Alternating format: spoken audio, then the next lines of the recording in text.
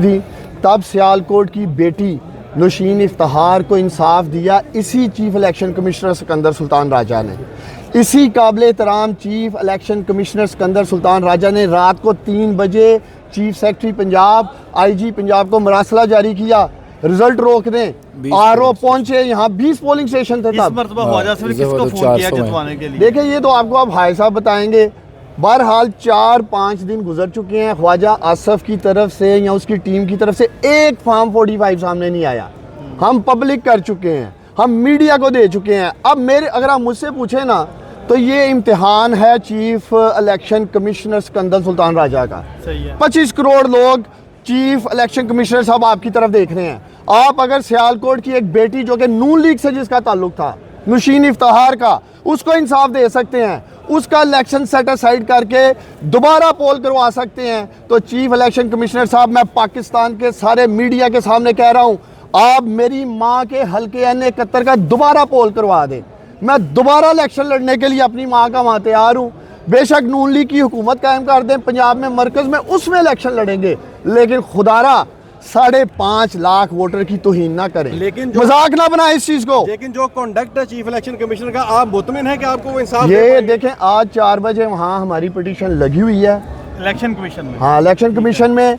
और मुझे खुशी है कि 2021 में जो सिकंदर सुल्तान राजा साहब ने अपना फैसला सियालकोट डस्का इलेक्शन में दिया था, अब मेरी माँ, ये कौम देखेगी कि सिकंदर सुल्तान राजा साहब क्या उसी सियालकोट की एक माँ आज उनके वहाँ इलेक्शन कमीशन में जा रही है 4 बजे, उसके साथ इंसाफ करेंगे। भाई आपकी आज की बातों से ये लग रहा है कि आपने दोबारा सियासत में कदम रख दिया। नहीं, मेरे सियासत में सही पूछे ना तो सियासत में मुझे मेरी माँ ने फारग कर दिया।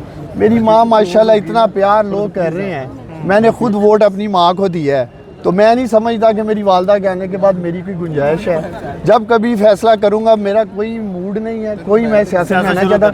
मैं बतौर एक वोटर अपनी माँ के साथ खड़ा हूँ, और दूसरा मैंने सियालकोट के लोगों से वादा किया है, मैंने इन 5.5 लाख वोटर से वादा किया कि मैं इनका वकील बन के दिखाऊंगा, मैं इनका तर्जमान बन के दिखाऊंगा, मैं इनका स्पोक्स पर्सन बन के बताऊंगा। इसलिए देखिए, जिस तरह का डाका डाला गया है, आगे तो कोई वोट डालने बाहर नहीं निकलेगा। ये कहीं आपने देखा है कि फॉर्म 45 जो इलेक्शन लॉज कहते हैं वो हमारे पास हैं, उसके मुताबिक हम जीते हुए हैं। आप लोगों के चैनल्स ने रात को 99% वोट के ऊपर 1,31,000 रियाना डार, 82,000 ख्वाजा आसिफ, और पता क्या चलता है जी, रिजल्ट हो गया। तो मकसद ये है कि अगर हम चाहते हैं कि इस मुल्क में करोड़ों लोग वोट डालने निकलें, तो फिर इंसाफ करना होगा। फिर वो तमाम आपके ख्याल में पूरे पंजाब में नून लीग ने कितनी सीटें ली होंगी? देखिए, नून लीग ने मुझसे अगर पूछें तो मियाँ साहब अगर कौम के सामने दिल पे हाथ रख के कहते 10 से ज़्यादा सीटें नहीं थी, 10 से ज़्यादा सीटें नहीं थी। आप क्यों समझते हैं विक्ट्री स्पीच क्यों उन्होंने डिले की? इसीलिए डिले की ना कि उनको पता चल गया था मैं फारग हो गया हूँ। अब कम अज़ कम जो जिस कॉन्स्टिट्यूंसी से है वो अपनी लड़ाई लड़े। हम यहाँ आए हैं सियालकोट की लड़ाई लड़ने। वसीम कादर सब शामिल हुए हैं। देखें, ये तो अभी बहुत कुछ सामने आएगा, और भी लोग जा रहे हैं। देखें, वक्त के साथ बहुत कुछ सामने आएगा।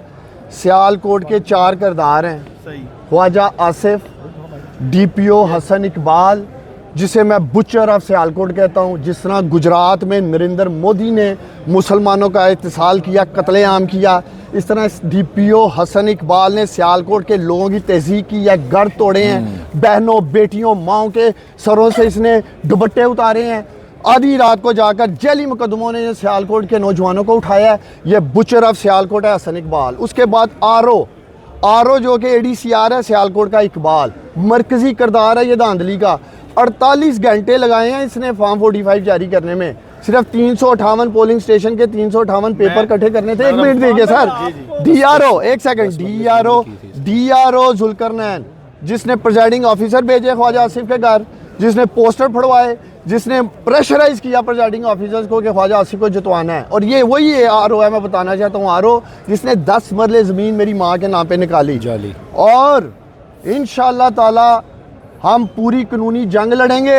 ये तमाम सिविल सर्वेंट्स, मैं इन्हें पैगाम देना चाहता हूँ, मेरी माँ पिटीशन दाखिल करने लगी है, इनके खिलाफ पूरी इंक्वायरी होनी चाहिए ताकि इनको नौकरियों से फारग किया जाए और कानून के मुताबिक जो सज़ाएं हैं ये DPO हसन इकबाल को और ये जो RO वहाँ सियालकोट में इकबाल बैठा और DRO, ये अभी यहाँ कहानी ख़त्म नहीं होगी। हमारे पास इतने वाज़िया सबूत हैं, ये जो डाका डाला गया है सियालकोट में, 50,000 वोटों से एक शख्स हार चुका है इलेक्शन और उसको जितवा दिया गया है। अब जिसने भी जितवाया है ये सामने आना चाहिए, हमारा कोई और मुतालबा नहीं है। मैं अपनी माँ के साथ खड़ा हूँ, ये मैंने वाज़िया पैगाम दिया था कि मैंने सियासत ज़रूर छोड़ी है ख्वाजा आसिफ, लेकिन मैं अपनी माँ को नहीं छोड़ूंगा, मैं अपनी माँ के साथ खड़ा हूँ। अब मैं अपनी माँ के साथ साथ सियालकोट के जो 5.5 लाख वोटर्स की इंसल्ट की गई है, तहज़ीब की गई है, मैं उनके लिए यहाँ हाईकोर्ट पहुँचूँगा अपनी माँ के साथ, इलेक्शन कमीशन भी जा रहा हूँ और इंशाअल्लाह ताला मुझे पूरी उम्मीद है कि ये जो डाका डाला है ख्वाजा आसिफ और उसके हवारियों ने मिलकर सियालकोट में, उसका एहतसाब भी होगा, इंसाफ भी होगा। अगर ख्वाजा साहब फॉर्म 45 लेके आ जाते हैं सामने और फिर भी अगर नताइज आपके खिलाफ आते हैं, भाईजान और फॉर्म 45 तो उन्होंने बना ली हैं, जाली बना ली। हाँ, अब बात सुने, फॉर्म 45 हमारे पास भी हैं, फॉर्म 45 जमात इस्लामी के कैंडिडेट के पास भी हैं, फॉर्म 45 वहाँ लब्बैक का कैंडिडेट है उसके पास भी हैं, 2-3 और जमातों के खड़े हैं।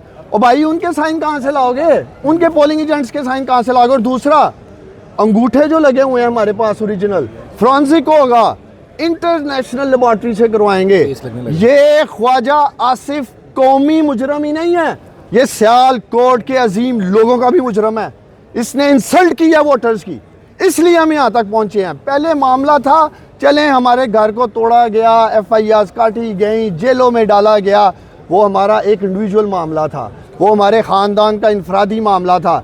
लेकिन इस डाकू वोट चोर ख्वाजा आसिफ ने ये जो डाका डाला है, सियालकोट के लोगों के साथ मजाक किया है, तहज़ीब की है, इसका इसे हिसाब देना होगा। उस्मान भाई, मेरा क्वेश्चन ये था, वो कौन से किरदार हैं जिन्होंने आपको सियासत छोड़ने पे मजबूर किया? मेरी जान, जब जिंदगी में कभी अदालत बुलाएगी तो मैं जरूर जवाब दूंगा। आ जाओ उधर, आ जाओ कैमरों पे, आ जाओ कैमरों पे सर, 2 मिनट।